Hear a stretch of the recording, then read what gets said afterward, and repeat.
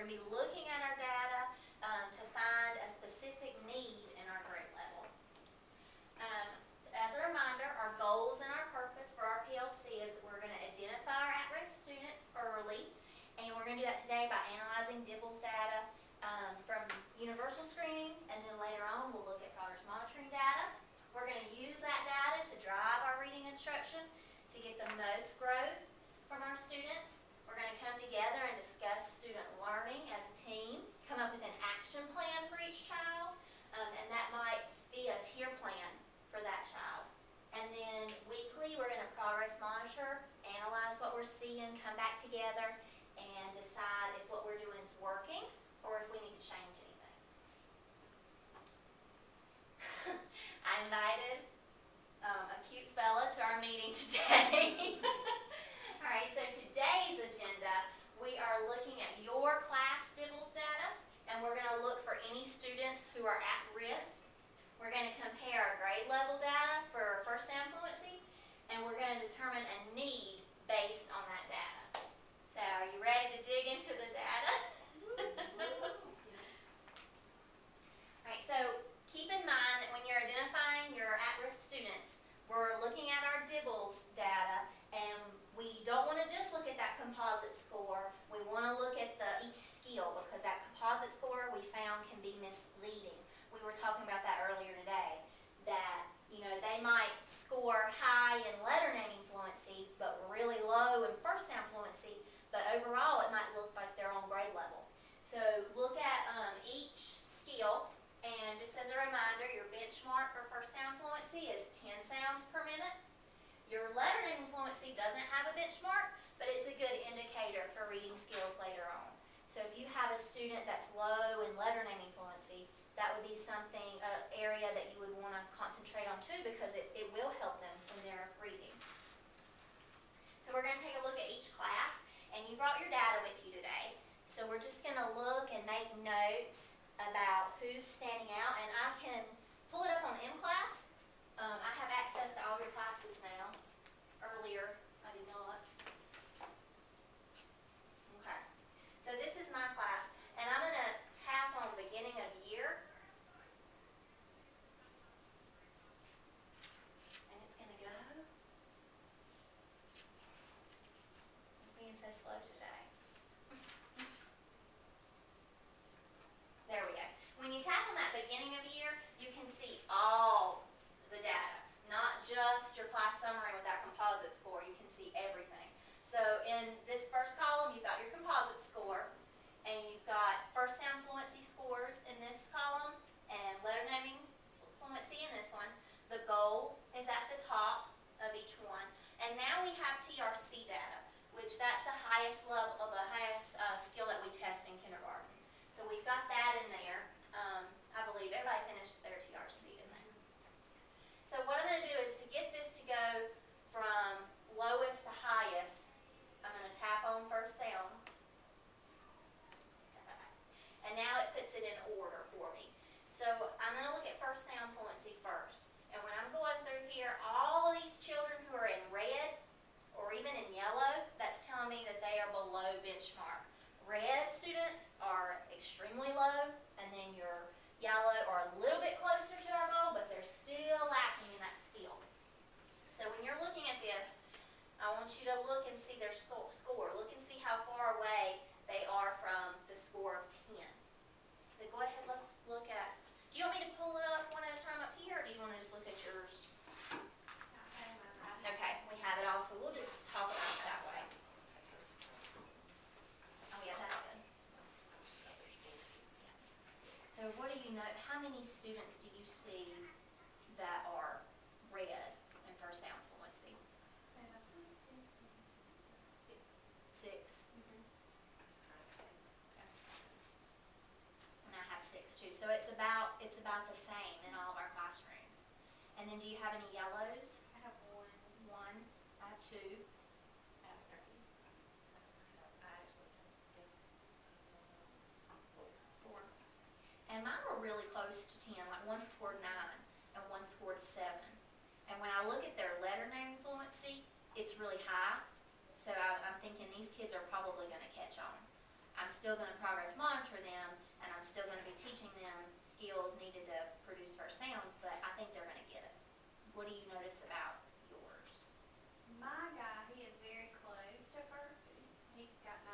Mm-hmm. He has low letter naming, but he's been, just some of his background, he's never been around other children, he's never been to preschool, anything. It's just, Right. he's just been home. Mm-hmm. But he's catching on pretty fast. I Right. mean, it's preschool, so, I mean, just, And I have one that's That's so 0 on first sound fluency, but he was 11 on letter name. And in class, he seems like he's catching on, so, I mean, like, he's in the red there, but Mhm. it looks like he's gonna Right, catch on. maybe but, catch yeah, on. cause he participates and Mhm. he, And he might be an easy one to grow. He'd probably still be in your intervention group, but he might grow. See, I'm worried about my, I see a lot of zeros. And now he's 0, 0. And then I have like 0 and 1, 2 and 2, 0 and 6. I mean, they're just 4 and 4. How are yours looking, Julie? I think our classes mirror each other. When I was looking at everybody's data. 0, 0. yeah, no, most of mine are 0, 0. Mhm. 0, 0, 3. Mhm. Here's a 0, 4, and a 0, 4. Yeah. See, I have a 0 and then a 15 in letter name. Mhm. See, I have a 0, 14. So it goes that, it's that Loses different. letters. But like, I have 2 that are red for first sounds. Like, I have a 3 and a 24. Yeah. A 4 and a 23, so they know their letters, Mhm. but, you know, just. And you know that skill if they're that first progression. sound. I mean, that's a good sign that they know those letters. Right. Maybe they're moving into first sounds. And you know, we also see at the beginning of kindergarten when we give these assessments, sometimes the kids just don't really know what we're asking them to do. You know, we bring them into a room and Very shy. yes, and or somebody else tested them that day. So I think it gives us good, you know, data to look at and to start pinpointing some of the kids that we know we're going to have to intervene with. But at the same time, it could also show us that, okay, this kid's probably going to grow. But we still have to make sure that we're putting them in a intervention group that is allowing them to grow the most. But I like to jump ahead, but see, I have one little girl though, she scored a 20, Mm-hmm. but 3 letters. Yes. And then I've got one that was 22, but 8 letters. Mm-hmm. And see, and they might be in your, Yeah, the maybe 12 if you, and a 7. yeah, and maybe if you had a group that was concentrating on a piece of it was letter naming, that might be a good group to put And them that in one as was well. 26 first sound and then 16 in letter name. So, but then there's some that I can see in my group when I do small that they can actually recognize the first sounds when you're doing it together. So just the setting could be, Yes. you know, something that they're just not comfortable with and not sure what they're doing in there. And I think when we are progress monitoring our own children, we We'll might see. really might find see, something. yeah, we might see that growth. And that's just another good thing about progress monitoring, is we get to do it ourselves. I mean, of course, you wanna do it with, you know, integrity, but you all do. But you can see it on a weekly basis Yes. on the ones Yes, that are. and it's neat because Dibbles will Do graph your progress monitoring. So you'll see your kids' progression. Are they growing or are they diving down? If you ever see them diving down, that's a red flag. You want to think to yourself, okay, what happened there? Or if they're flatlining. Yeah. If they're flatlining, that's another red flag. Okay, so we talked about each class and the kids who are standing out to us with their scores and first sound fluency. I went through all of our Dibbles data that's online and in class, and I also looked at Ashley's data that she had ran for us, and the number of kids who are well below benchmark, who are below benchmark, and who are on grade level in first sound fluency. I didn't do anything with letter naming fluency because there's not a benchmark, and I didn't want to touch on TRC yet because that's a higher skill. So looking at this is our data, and these are our kids. 40% are at or above benchmark, and we had several who were actually above, well above. Ashley had coded them in blue. I've never seen her do that with Dibbles data before, but what that means. They had incredibly high scores. So 40% are good, but then look at all this red and yellow. So, and this is typical of beginning of the year kindergarten. We've got 13% are below, so that's our yellow, but then we have well below is 40%. So we have over half of our kids did not meet the benchmark for first sound fluency. And when I'm looking at the kids who fell in like my red in my class, they are really far from that goal. And middle of the year, the goal increases to 30. So I'm thinking that is a great need. Do you agree, looking at this data, that with 53% of our kids, over half of them are not on grade level with that? So, and it's only going to get harder. It's only going to increase. So I believe that this is the skill that is in the most need in our grade level. We need to concentrate on and create action plans for, tier plans, and create intervention groups for these children, concentrating on first sound fluency. So our next steps. We've seen this before, and it's from our county website. It's the skill progression guide. And even though we're assessing in first sound fluency, there's all these sub-skills that go into being able to do first sounds. So we're going to be giving a past assessment, and that's just to test some phonemic awareness skills, all of these little sub-skills, segmenting words in a sentence, segmenting syllables, rhyming, and then eventually getting to that first sound in words. So these might be the things that you're intervening in to improve this score. So does that make sense to everyone? When I went to my case colleagues meeting, that was something that was really drove home, that you're not intervening in first sound fluency. You're intervening in these areas over here, these sub-skills, in order to get children to be able to produce that first sound. So what we're going to need to do is, next week, we have, or a couple weeks from now, we have our data dive with our entire administration and Title I team. So I think this is going to be good data to have for these really low babies that we already know they're not able to do first sound fluency. This will give them this assessment so we can pinpoint exactly the sub-skill that they need to start at.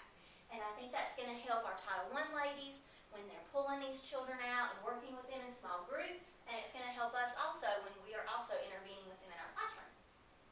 So, and this is on the website, and I forwarded this slide to you, and if you click it, it takes you to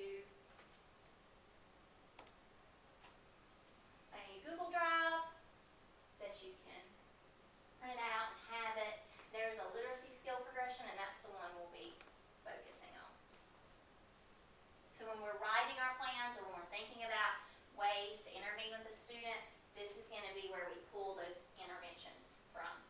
And I'll show you later where you can find some good things to use for those interventions.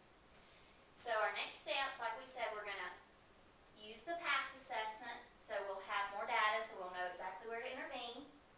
And then we're going to use that to give us an intervention, and we're going to progress monitor each week. And we talked earlier today about how we might even go ahead and start doing that, just so we have more data.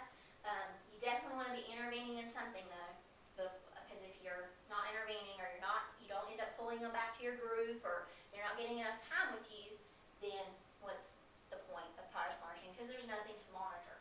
So you want to make sure that you're pulling the children back, you're giving them that intervention that you say that they need, and then we're going to progress monitor each week, and then we'll analyze our data, we'll come back together, and we'll say, okay, I did this, this kid grew, but this kid didn't. What do you guys think I should do?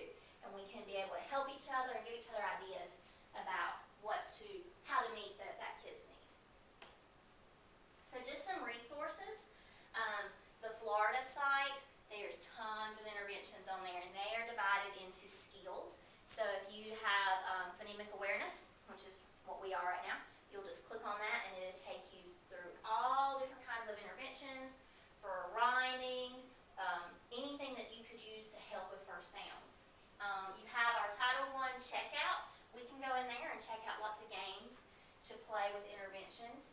And then our Title I county webpage, this is the best way to get to the Google Drive that houses all of our intervention needs. So here is your handbook for your whole tier process. If you need anything in there, that's where that is. If you come down here, you'll see where the skill progression is. And then right here, literacy intervention resources. If you click on that, it will take you to the drive where you can get things in phonological skills, phonics, and then as they get older, fluency, comprehension, vocabulary. So all you have to do is click on it. And then you have folders for syllables, onset rhyme, initial sound, phoneme segmentation. And then this is where you can get the PASS test. So it's right here, and it's several pages long, but you can go through it in small groups or pulling children one at a time. And they may not be able to go through the whole thing, because right now we're just concentrating on the skills before first sound fluency. So I've given some of these, and I've ended up stopping around here, because this is that initial sound which we already know they're lacking in. So it goes from easiest to hardest. So I might give this just to see if they've brought any, but I probably wouldn't keep on going much further yet, because we know that those are harder skills, and we want to find the sub-skills that they're missing. So I would start at the top and just go down to first sound fluency, and that's that phoneme isolation of initial sounds. So you're going to do that with each child that's on your watch list or on your radar, which would be those children that scored red or below, really below 10 on first sound fluency. And then if you go back here, this is where the sheet is that you can actually record the answers.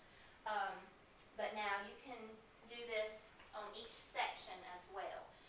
But if you want to see it all together at one place, then that's where you would do that.